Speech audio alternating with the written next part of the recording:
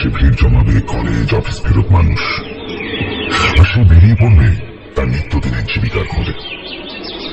চালাও ভাবনায় মশগুল পিন্টুর সঙ্গে পেলে হঠাৎ ছোট হাতে এক ভাঁড় চা নিয়ে তার পাশে এসে দাঁড়িয়েছে। ছোট গেটের ঠিক বাইরে চায়ের দোকানের ছেলেটা, ছোট্ট কালো একটা বাচ্চা ছেলে। সে কড়া চাল দেওয়া দুধে তৈরি বেশি মিষ্টি চায় প্লাস্টিকের গ্লাসটা পিন্টুর হাতে ধরিয়ে দিয়ে তার পাশে বসে পড়ল। জিজ্ঞেস করল, কি গো সেই গল্পটা শেষ করবে না? কোন গল্পটা বলতো? এই দেখো ভুলেই গেছ। ঠোঁট ফোলায় ছোট। পিন্টু হেসে বলে, আরে বল না, কেঁদে ফেলবি নাকি? আরে সেই গল্পটা, তুমি কি করে ছবি আঁকা শিখলে। মনে পড়েছে পিন্টুর। সত্যি তার ছবি আঁকা শেখার গল্পটা খুব অদ্ভুত আর আশ্চর্য। সেই পড়ে পাওয়া চোখ বনার মতো শেখা ছবি আঁকাটাই এখন তাকে খাওয়ায়। রবীন্দ্র সদনে একটা তালি মারা মেয়ে পাঞ্জাবির উপরে শাল জড়িয়ে মাথায় একটা অদ্ভুত টুপি নিয়ে কিছুক্ষণ পর থেকেই বসে থাকা বিভিন্ন লোকজনদের কাছে তার ব্যাগটা নিয়ে ঘুরে বেড়াবে পিন্টু। তার হাতে থাকবে একটা ফ্রেমে বাঁধানো কাগজে কালো কালিতে আঁকা মিঠুন চক্রবর্তীর একটা পোর্ট্রেট। সেই ছবির নিচে মিঠুন সই করে দিয়েছেন নীল কালিতে। ইংরেজি অক্ষরগুলো জল জল করছে। এই ছবিটা হাতে নিয়ে জলে জলে গিয়ে দেখায় পিন্টু। জিজ্ঞাসা করে কেউ তাকে দিয়ে ছবি আঁকাতে উৎসাহী কিনা। অনেকেই আঁকাতে চায়। টাকার কথা উঠলে প্রথমে পিন্টু হাতে 100 টাকা। অনেকেই 100 টাকার কথা শুনে পিছিয়ে যেতে চায়। সে হাসে। তারপর যে যত টাকা দিতে পারে তাই নিয়ে সাদা ফুলস্কেপ কাগজে কালো কালিতে তাদের ছবি এঁকে দিয়ে দেয় তাদের। কেউ যদি বাঁধাতে চায় সে ব্যবস্থাও রয়েছে। পাশেই বসে রয়েছে কেষ্ট। সে 1 ঘন্টার মধ্যে ছবি বাঁধিয়ে এনে দেবে। তারও কিছু লাভ হয়। এতে করে খুব বেশি আয় হয় না পিন্টুর, কিন্তু তার একার পেট চলে যায়। অনেকেই ছবি আঁকায় তাকে দিয়ে। হাত তার খুব খারাপ নয়। এই ছবি আঁকা সে কি করে শিখলো সেই গল্পটাই জানতে চাইছে ছোট। পিন্টুর নিজের প্রথম জীবনটাও ছোটর মতোই। ছোটকে দেখলে সে নিজেকে দেখতে পায় যেন। শিয়ালদা স্টেশনের কাছে থাকতো পিন্টুরা। তার মা মোট বইত, বাবা পাগল, খবরের কাগজ কুড়িয়ে বেড়াত। সেই খবরের কাগজ জ্বালিয়ে প্রচন্ড শীতে কাঁপতে কাঁপতে তারা ঘুমিয়ে পড়ত। কিন্তু কেউ না জানলেও পিন্টু জানে তার বাবা পাগল ছিল না। আধো নিদ্রায় আধো জাগরণে মায়ের ক্লান্ত প্রায় শুকিয়ে যাওয়া শরীরটা আড়ালে শুয়ে শুয়ে সে দেখত সপ্তাহে 2-3 দিন কে বা কারা যেন অনেক রাতে এসে দাঁড়াতো তার বাবার কাছে। বাবা চট করে উঠে পড়ত। তখন কিন্তু তার চোখ দেখে মনে হতো না সে পাগল। সারাদিনের পূর্ণ খবরের কাগজ দিয়ে কে বেশ গোপন জিনিস মুড়ে নিজের পাশে যত্নে রেখে দিত বাবা। পরের দিন সকালে বেরিয়ে পড়ত সেই খবরের কাগজে মোড়ানো জিনিসটাকে নিয়ে। বিকেলে বা সন্ধ্যায় ফিরে আসতো আবার। চোখে আবার সেই পাগলের উদ্ভ্রান্ত দৃষ্টি, মুখে অসংলগ্ন বিড়বিড়। এসে শুয়ে পড়তো অথবা মারতে আসতো পিন্টুকে। সে বাবাকে ভয়ে পেত প্রচন্ড। পালিয়ে পালিয়ে থাকতো আর কয়েকটা বন্ধু বান্ধব জুটিয়ে একটা ফেলে দেওয়া ঝাঁটা নিয়ে ঝাঁট দিয়ে বেড়াত ট্রেনের কামরায় কামরায়। 10-12 বছর পর্যন্ত সে এসবই করেছে। কিন্তু যখন সে আর বাচ্চাদের দলে জুটে ছাড় দিতে পারে না, এদিক ওদিক ঘুরে বেড়ায়। কখনো কোনো চায়ের দোকানে, কখনো খাবারের দোকানে ক্ষেপ খাটে। সেরকম একটা সময় একদিন রাতে তার বাবা হঠাৎ ডেকে তুলল ঘুম থেকে। কেন, কি ব্যাপার সে কিছুই জানে না। সে খুব ভয় পেয়ে গেছিল। তার মনে হয়েছিল এইবার নিশ্চয়ই তাকে ভীষণ মারবে পাগল লোকটা। কিন্তু লোকটা মারেনি। লোকটা চোখটাও জল জল করছিল না। নিতান্ত স্বাভাবিক গলায় লোকটা তাকে বলেছিল, এই এদিকে আয়, এদিকে আয়, এবার শোন। সে ভয়ে ভয়ে গেছিল বাবার সঙ্গে আড়ালে। লোকটা তাকে একটা খবরের কাগজে মোড়া প্যাকেট দিয়েছিল, বেশ ভারী, আর বলেছিল, পাগল সাথে ট্রেনে উঠে পড়, পরশুদিন নামবি এলাহাবাদে, লোক থাকবে, নিয়ে নেবে তোর কাছ থেকে, তার সঙ্গে চলে যাবি। এলাহাবাদে কিছুদিন থাকবি, তারপর সে যখন বলবে আবার পাগল সেজে সে যা দেবে সেটা নিয়ে চলে আসবি আমার কাছে ট্রেনে করে, বুঝেছিস? বেগরমাই করলেন মেয়েদের ঠ্যাং ভেঙে দেবো আথরে। বেশি বয়স নয় তখন পিন্টুর। কিছু কিছু সেও বোঝে। খবরের কাগজে মোড়া জিনিসটা কি সে বিষয়ে কোনো আগ্রহ ছিল না তার। কার কাছে তাকে যেতে হবে, সে কি বলবে সে বিষয়েও। সে শুধু ভেবে ফেলেছিল এলাহাবাদ থেকে এই পাগলের কাছে সে আর ফিরবে না। সে শুনেছে এলাহাবাদে গঙ্গা আছে, শিয়ালদা স্টেশন বোঝাই করে কত সাধু আসে যায় এলাহাবাদে।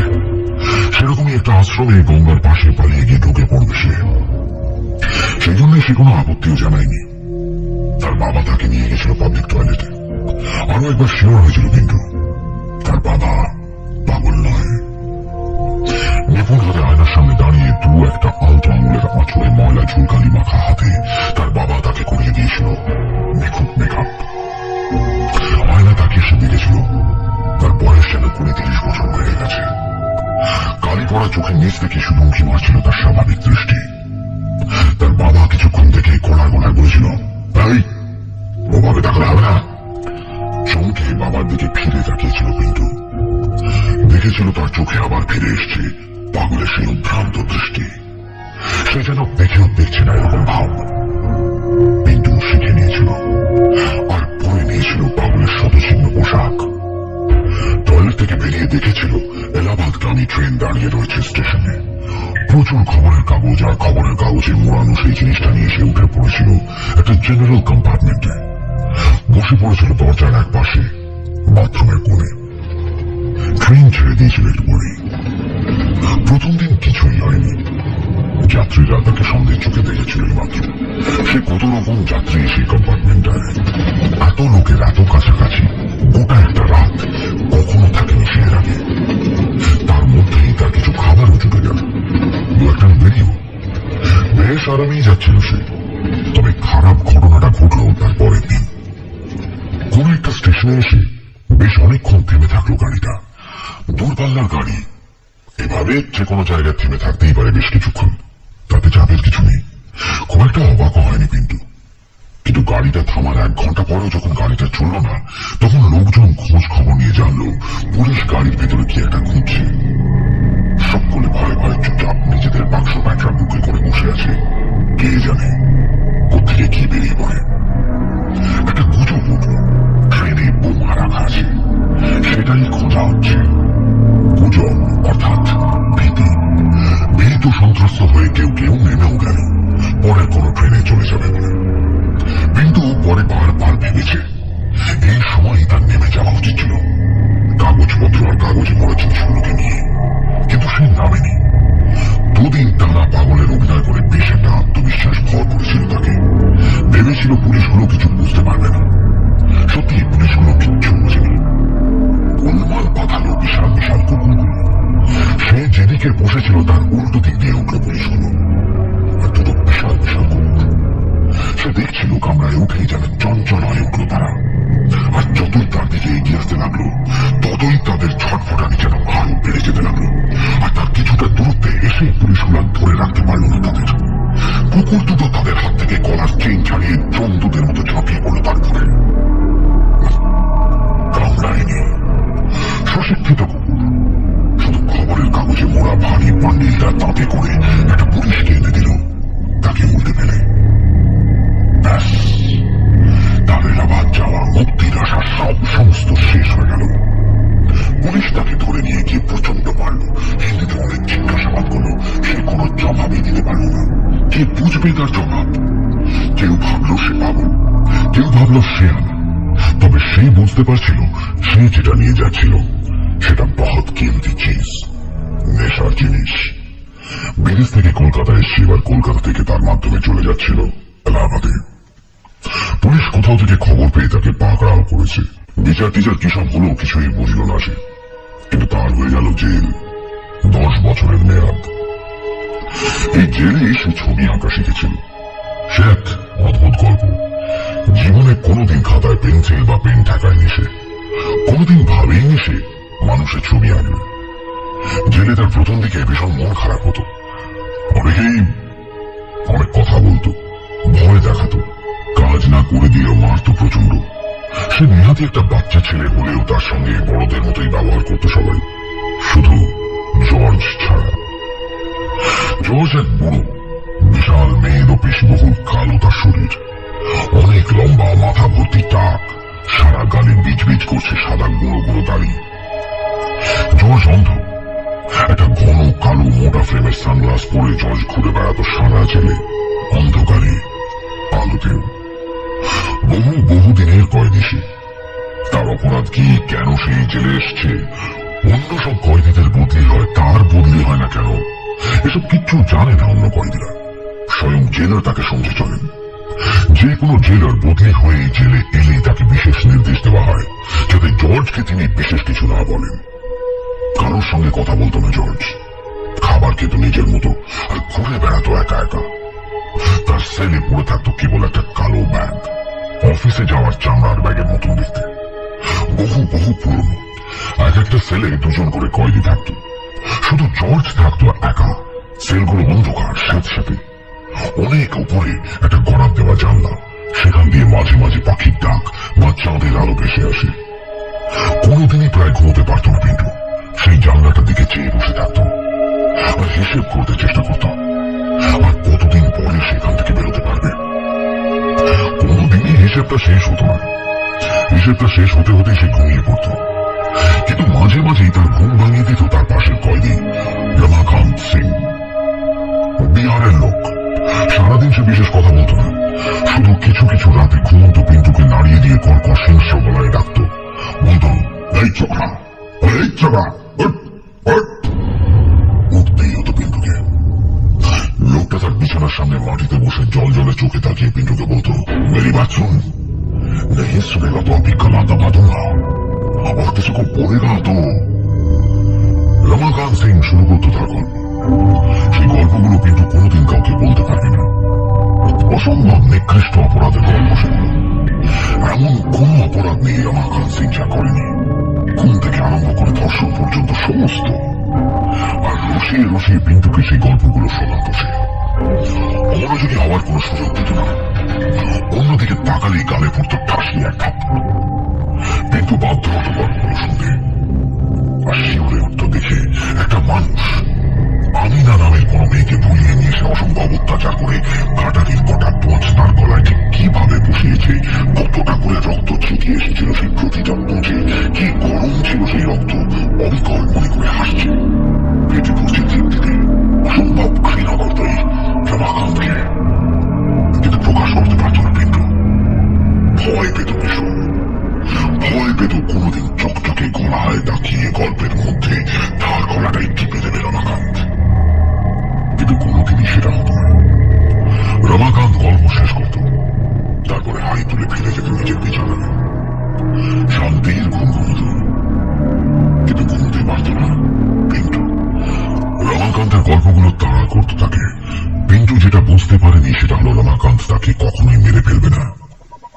এই কথাগুলো বলার তার একটা লোক দরকার, আর সেই লোকটা হলো পিন্টু। যতদিন সে পিন্টুর সঙ্গে থাকবে সেই গল্পগুলো তাকে শোনাবে আর অপেক্ষা করবে কখন পিন্টু বলে ওঠে, বাহ, বেশ ভালো করেছো তো রমাকান্তদা। একই গল্প আরো ভয়ানক করে বারবার বলতো সে, আমিনার গল্প। একটা সময়ের পর থেকে পিন্টু ঘুমলে ভীষণ দুঃস্বপ্ন পেতে শুরু করত। সারাদিন ধরে তার ঘুম ঘুম পেত, ঘুমোতে ইচ্ছে করতো কি বলে। আরো চুপচাপ হয়ে যাচ্ছিল সে। আর তখনই এক রাতে রমাকান্ত যখন তাকে ডেকে তোলে, তখন সে দেখে রমাকান্তের চোখ দুটো অস্বাভাবিক উত্তেজনায় জলজল করছে। নতুন কিছু করছে সে, ভেবে পায় না পিন্টু এই জেলের মধ্যে কোনো অপরাধ করেছে রমাকান্ত। সেই গল্প শোনাবে তাকে। না, এইবার অপরাধের গল্প নয়, বরং অপরাধের পরিকল্পনা তাকে শোনায় রমাকান্ত। সে বলে, ও সালা বুদ্ধে কা জান লে লুঙ্গা। জিজ্ঞেস করে পিন্টু, আরে वही जो बंदा है ना जॉर्ज, उसका। क्यों? ऐसे ही मेरे दिमाग में से कौन चल जाए ना, इसलिए वो साला था कि क्या करेगा मैं, कल रात को उसको ठोक दूंगा, किसी को बताने से तेरे को भी। রমাকান্ত এইটুকু বলে বিছানায় চলে যায় আর চিন্তায় পড়ে যায় পিন্টু।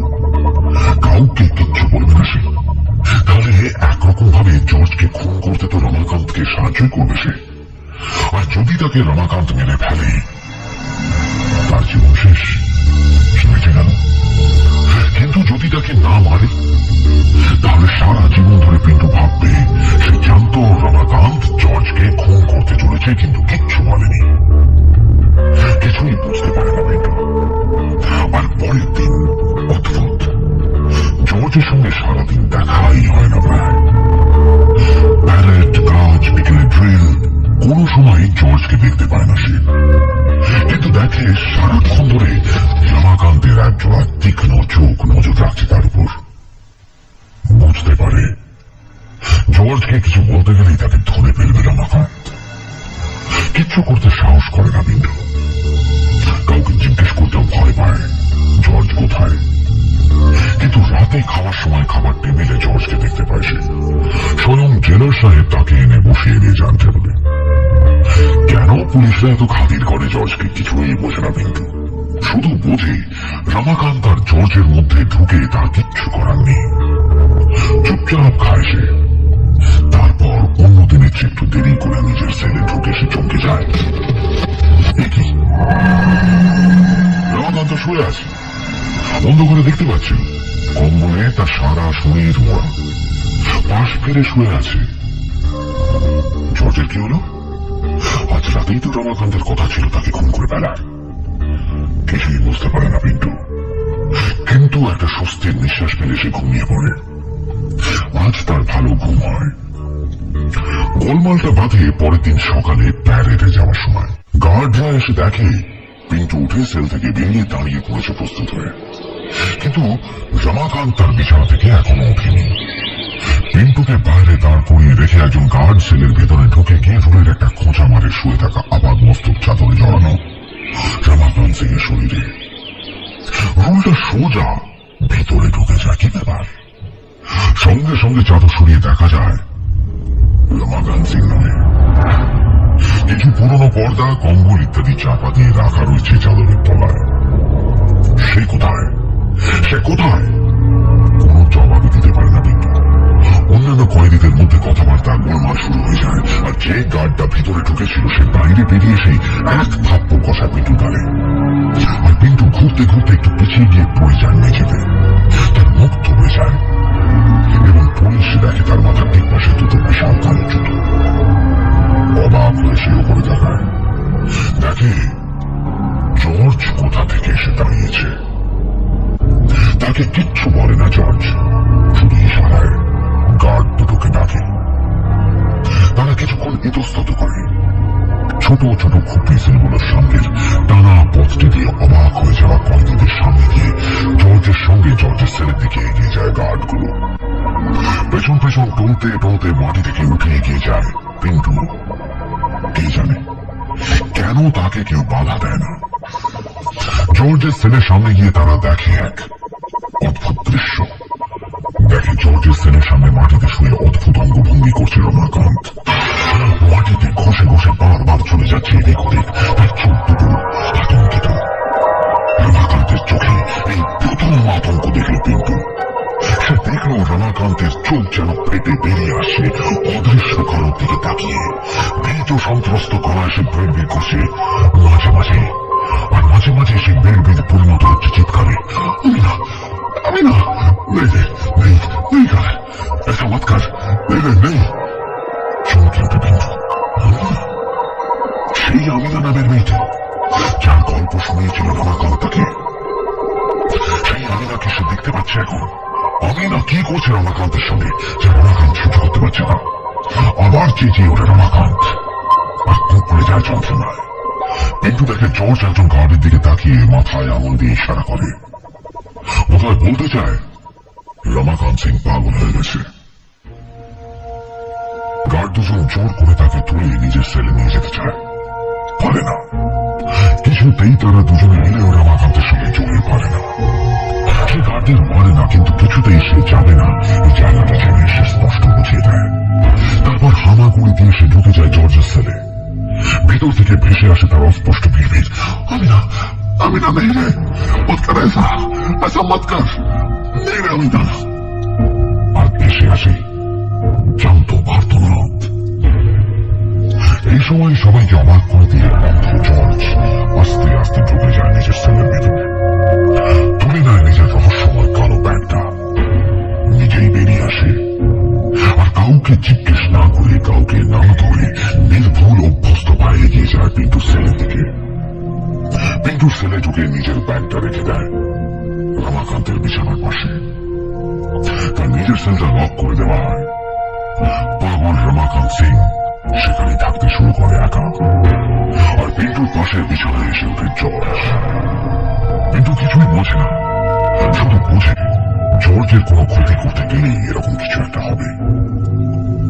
রমাকান্ত সিং তাকে খুন করতে গিয়ে উচিত শাস্তি পেয়েছে। তার চিৎকারের শব্দে এখন ভরে থাকে গোটা জেলখানার হাওয়া। আর এসব জানেন বলেই বোধ হয় জেলার আর পুলিশরা জর্জকে এত সহজে জানেন। তবে রমাকান্ত তার পাশ থেকে চলে গেল, কিন্তু পিন্টুর ভয় কাটে না। জর্জকে তার বরং আরো ভয় করে। কেন কে জানে? সে ক্রমশ বুঝতে পারে জর্জ সারাদিনে কারোর সঙ্গে কোনো কথা বলে না। সে কি বোবা? কিছুই বুঝতে পারে না পিন্টু। শুধু দেখে অন্ধ মানুষটিকে দেখে যেন মনেই হয় না সে অন্ধ, মনে হয় সে দেখতে পাচ্ছে। কোনো কোনো সময় দৃষ্টিমান মানুষরা দেখতে পায় তার চেয়ে অনেক অনেক বেশি কিছুই যেন সে দেখতে পাচ্ছে। কোনো কাজে পিন্টু সাহায্য প্রয়োজন হয় না তার। সে যদি দেখতে না পায় তাহলে মেনে নিতে হবে সমস্ত কিছুই তারা এমন ভাবে চেনা যে তার ভুল হতেই পারে না। কে জানে কি পিন্টু দেখে জর্জ রাতে ঘুমোয় না। সারা রাত নিজের বিছানার উপর সারা গায়ে চাদর জড়িয়ে প্রার্থনার ভঙ্গিতে পদ্মাসনে স্থির হয়ে বসে থাকে। সে কি উপাসনা করে? সে কে? প্রচুর প্রশ্ন ঘুরপাক খায় পিন্টুর মনে। তবে একটা ভালো জিনিস, আজকাল তার ঘুম হয়, শান্তির ঘুম আসে। তবে শান্তি তার ভাগ্যে নেই, আর রাতের ঘুম। একদিন ঘুমোতে ঘুমোতে হঠাৎ তার ঘুম ভেঙে যায় অদ্ভুত একটা ভয়। কেন তার ভয় করে সেটা ঘুমের মধ্যে বোঝে না, তবে চক্ষু দেশে আটকে ওঠে। দেখে জর্জ তার মুখের উপরে ঝুঁকে আছে। অল্প একটু চাঁদের আলো আজ ভেসে এসছে অনেক ওপরের ওই একমাত্র জানলাটা দিয়ে। সেই আলোয় পিন্টু দেখতে পায় জর্জের চোখে সানগ্লাসটা নেই। সে কেন? এই জেলের কেউই কোনোদিন জর্জকে সানগ্লাস ছাড়া দেখেনি। আর জর্জকে সানগ্লাস ছাড়া দেখে পিন্টু অবাক হয়ে যায়। কি আশ্চর্য সুন্দর জর্জের চোখগুলি! সেই চোখের কোমল বেঁকে যাওয়া রেখাগুলিকে দেখে বিশ্বাস করতে ইচ্ছে করে না এই চোখগুলি দেখতে পায় না। এই চোখের মনিগুলি নড়ে না, সেগুলো স্থির। ভয়ে চমকে উঠে বিছানা থেকে নেমে পড়তে যাচ্ছিল পিন্টু, কিন্তু জর্জের চোখগুলোকে দেখে সে বিছানা থেকে নামতে পারে না। উঠে বসে সে দেখে জর্জ সঙ্গে করে নিয়ে এসছে তার ব্যাগটা। ব্যাগটা খুলে একটা সস্তা সাদা ফুসকে কাগজ আর পেন বের করে জর্জ। পিন্টুর ডান হাতে ধরিয়ে দেয় পেনটা। তারপর তার ডান হাতটা চেপে ধরে যেন তার হাতে খড়ি দেওয়ার মতো করে তার হাতটাকে নিয়ে পেনটাকে কাগজে বোলায়। অবাক হয়ে পিন্টু দেখে কাগজের উপর ফুটে উঠছে একটি ছবি। সেই জর্জের হাতের মুঠো থেকে নিজের হাত বের করতে চেষ্টা করে, কিন্তু বোঝে সে চেষ্টা অর্থহীন। অনেক চেষ্টা করলেও ওই হাত থেকে তার দুর্বল হাতটা সে বের করে আনতে পারবে না। সুতরাং সে আর বিশেষ চেষ্টা করে না। দেখে তার হাতটা ধরে জর্জ তাকে দিয়ে সেই কাগজটায় আঁকিয়ে নিচ্ছে একটা মুখের ছবি, পোর্ট্রেট। মুখটা সে চিনতে পারে। জর্জের মুখ না? হ্যাঁ, জর্জেরই তো মুখ। আশ্চর্য হয়ে যায় পিন্টু। নিজের ছবি আঁকছে অন্ধ লোকটা, আঁকাচ্ছে তাকে দিয়ে। কেন কেন? এক সময় ছবি আঁকা শেষ হয়, কিন্তু তখন সে ঘুমিয়ে পড়েছে। না, পড়েনি। জর্জ কখন নিজের বিছানায় চলে গেছে সবকিছুই আর মনে থাকে না পিন্টুর। সে শুধু পরের দিন সকালে উঠে দেখে তার বালিশের তলায় কে যেন বেশ কিছু কাগজ আর একটা পেন রেখে গেছে। সে কাগজ আর পেন তুলে নেয় হাতে, আর একটু আঁকিবুকি কেটে বুঝতে পারে সে বোধ হয় কাল রাতেই আঁকতে শিখে গেছে। যে কোনো মানুষকে দেখিয়ে সে তার পোর্ট্রেট আঁকার নেশায় পড়ে যায়, আর এই জন্যই জেলে তার সম্মানও বেড়ে যায় বিশাল। বিভিন্ন কয়েদিরা এমনকি গার্ড আর পুলিশরাও তার গুণমুগ্ধ হয়ে পড়ে, খাতির করতে শুরু করে। তার আর কোনো অভাব বা দুঃখ থাকে না পরবর্তী 5 বছর। যে জেলেই সে যায় বদলি হয়ে কয়েদিরা তাকে ভালোবেসে ফেলে। কিন্তু জানে সবই জর্জের জন্য। সেদিন রাতে জর্জ তাকে দিয়ে নিজের যে ছবিটা আঁকিয়েছিল সেটা সে আর কোনোদিন দেখতে পায়নি। আর দেখতে পায়নি কখনো জর্জের সুন্দর একজোড়া চোখ। জর্জ তার পাশে বিছানায় থাকলেও আর কখনো কথা বলেনি তার সঙ্গে। সে যেচে আলাপ করতে গেলে বিরক্ত হয়েছে, ভয় করেছে পিন্টুর। রমাকান্তর চিৎকার এখনো তার কানে ভাসে। তারপর তো সে বদলি হয়ে গেল সেখান থেকে, আর জেল থেকে বেরিয়ে বিভিন্ন জায়গায় এঁকে এঁকে পেট চালাতে শুরু করল সে। এলাহাবাদে সে গেছিল জেল থেকে বেরিয়েই। সেখানে কিছু বছর কাটিয়ে আরো ভারতের নানান জায়গা ঘুরে সে এখন এসে পড়েছে কলকাতায়। রবীন্দ্র সদনে বিকেলবেলা ছবি এঁকে এঁকে সে রোজগার পাবে। গল্প শেষ করে একটু থামে পিন্টু। পাশে বসে ছোট হাঁ করে তাকিয়েছে তার দিকে। ছোটকে সে বলে, হলো তোর গল্প শোনা? যা দোকানে যা, না হলে মালিক মেরে ফাটিয়ে দেবে। যা। ছোট উঠে পড়ে সিঁড়ি থেকে নামতেই যাচ্ছিল, হঠাৎ কেমন যেন থেমে যায়। তার চোখ দেখে পিন্টু বুঝে সে ভীষণ ভয় পেয়েছে। কেন হঠাৎ ভয় পাবে কেন? তার দৃষ্টি অনুসরণ করে সামনে তাকাতেই এবারে পিন্টু ভীষণ ভয় পেয়ে যায়। বিকেল হয়ে এসছে, সোনালি রোদ ছড়িয়ে আছে গোটা সিঁড়ি জুড়ে।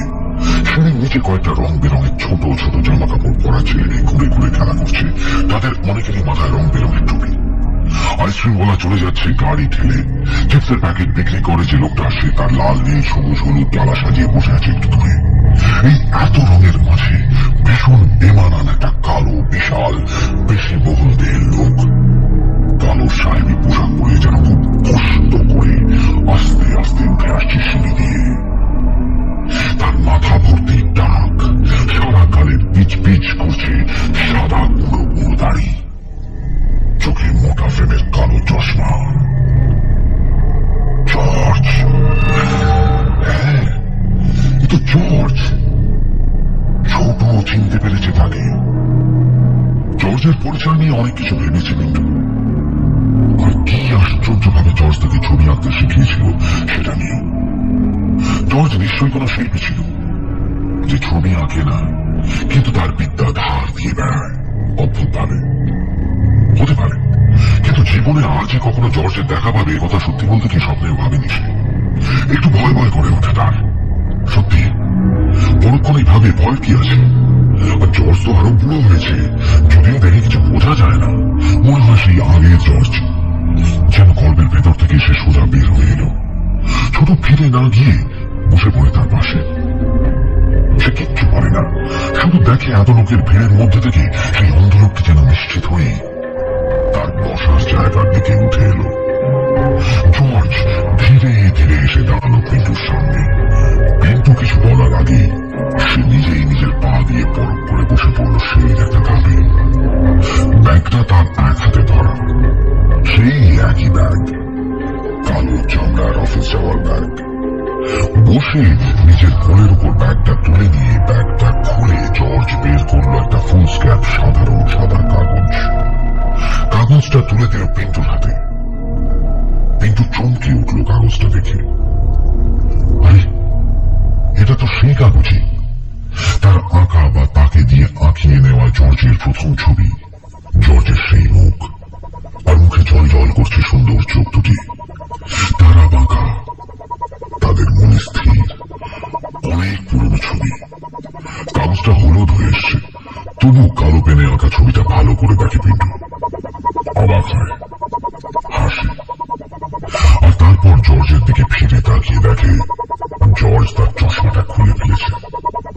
দেখে অবাক হয়, জর্জের মুখটা সেই একই রকম আছে। এই যে এতগুলো বছর তার কোনো ছাপই যেন তার দেহে পড়েনি। জর্জ তার হাত থেকে কাগজটা নিয়ে উল্টে দেয়, আর নিজের বুক পকেটটা হাতুড়ে বের করে দেয় একটা পেন। পেনটা হাতে গুঁজে দেয় পিন্টুর, কিন্তু এবার আর পিন্টুর হাতটা মুঠোয় নিয়ে তাকে দিয়ে আঁকায় না, বরং হাতটা গুটিয়ে নিজের কোলে নিয়ে অপেক্ষা করে। পিন্টু একটু ইতস্তত করে, তারপর বোঝে জর্জ তাকে ছবি আঁকতে বলছে। জর্জের ছবি। সে হাসে, তারপর আস্তে আস্তে কলম বোলায় উল্টোনো ছবিটার পিছনের সাদা কাগজে। আস্তে আস্তে ফুটে উঠতে থাকে একটা মুখাবয়ব। গালটা একটু বসে গেছে, বিশাল কপাল, মাথায় টাক, গালে বিচ বিচ করছে গুঁড়ো গুঁড়ো দাড়ি, সুন্দর দুটি চোখ। সময় নেয় পিন্টু। আস্তে আস্তে আলো ছায়ার খেলা তৈরি করে মুখের ভিতরে। জর্জ স্থির চেয়ে থাকে তার দিকে। আর সব শেষে সে আঁকে চোখের মণিগুলি, ঘষে ঘষে ভরে দেয় সেগুলি। আর সেই কলমের শেষ আঁচড়টা পড়তেই হঠাৎ হঠাৎ দেখি পিন্টু কিন্তু কিচ্ছু দেখতে পাচ্ছে না কেন?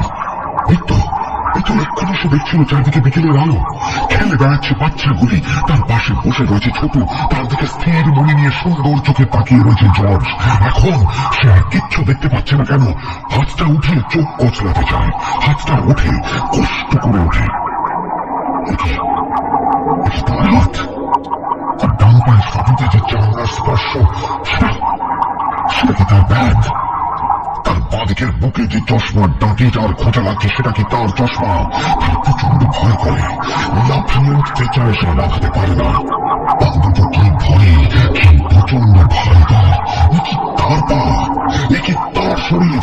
না, কখনোই না, হতে পারে না। আসলে জর্জের ছবিটা শেষ টান দেওয়ার সঙ্গে সঙ্গে ঘটে গেছে এক অদ্ভুত বদল। পিন্টু সবকিছু, পিন্টুর আত্মা বদ্ধ হয়ে পড়েছে জর্জের শরীরের কারাগারে। অদ্ভুত সে বদ্ধ জগৎ, কোন আলো নেই কোথাও, শুধু স্রোতের মতো শব্দ, ক্ষীণ শব্দ আছড়ে পড়ছে পিন্টুর কানে। কিছু শুনতে পাচ্ছে কি সে? কিছুই বুঝতে পারছে না সে। শির দ্বারা বেশ হিমশীতল ভয় স্রোত নেমে যায় তার। একে তার শির দ্বারা অন্য কারোর? জর্জকে সে শুনতে পায় হাসির আওয়াজ, কিন্তু তারই হাসি, কিন্তু অন্য কেউ আসছে। জর্জ পেয়ে গেছে নতুন একটা শরীর, সেই আসছে। কিন্তু কেঁদে ফেলে। ছোটও হঠাৎ অনুভব করলো কিছু একটা হয়েছে। হঠাৎ করে খুব শীত করে উঠল তার, আর তারপরে পিন্টুদার দিকে তাকিয়ে দেখলো পিন্টুদার ছবিটা শেষ করে ফেলে অদ্ভুত একটা দৃষ্টিতে তাকিয়ে রয়েছে ওই অন্ধলোকটার দিকে। হাসছে হা হা করে, আর অন্ধলোকটা যেন সেই হাসিটাই শুনে থরথর করে কাঁপছে ভয়ে। কি ছোট দেখলো লোকটা ঝরঝর করে কেঁদে ফেললো। কি আকুল সেই কান্না, যেন সবকিছু হারিয়ে ফেলেছে। ছোট ভীষণ ভয় পেয়ে উঠে পড়ে, আর সেই সময় পিন্টুদা তাকায় তার দিকে। কি বিষাক্ত সেই দৃষ্টি, যেন এক্ষুনি তার গলা টিপে ধরবে। পিছন ঘুরে ঊর্ধ্বশ্বাসে পালায় ছোট। পিছনে পিন্টুদার অদ্ভুত হাসি আর সেই লোকটার কান্নার শব্দ। তারা পড়ে আসে তার পিছনে।